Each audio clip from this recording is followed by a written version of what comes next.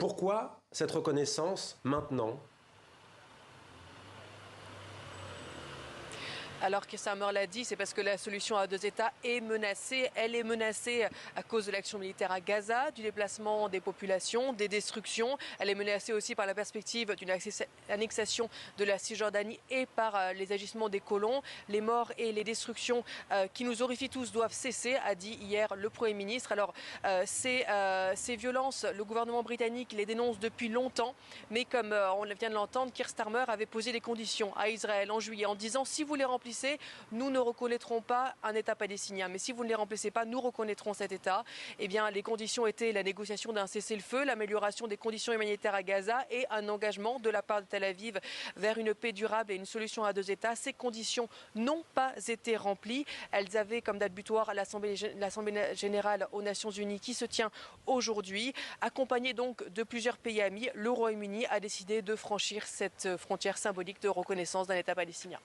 Et Marie, parmi tous ces pays qui reconnaissent l'État de Palestine, la décision du Royaume-Uni est sans doute celle qui a la plus forte portée. Est-ce que le gouvernement britannique se sent une responsabilité historique particulière ? Oui, absolument. Le gouvernement de Keir Starmer l'a dit plusieurs fois. Il a fait référence plusieurs fois à la déclaration Balfour, dont on a entendu parler aussi en début de ce journal. Déclaration Balfour du nom de celui qui était alors en 1917, puisque c'est la date de cette déclaration, Anthony Balfour. C'est cette déclaration qui a jeté les bases d'un État israélien. Cette déclaration avait été faite par le gouvernement britannique.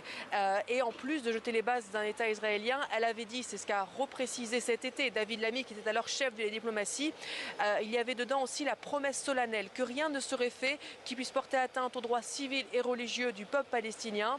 Cette promesse, a dit David Lammy, qui était alors chef de la diplomatie britannique cet été, n'a pas été tenue. C'est pour ça et parce que la situation s'aggrave que le Royaume-Uni a décidé de mettre la pression sur Israël et que l'heure était venue non seulement de reconnaître que cette promesse n'avait pas été tenue, et donc aussi de reconnaître un État palestinien. Marie Billon en direct de Londres.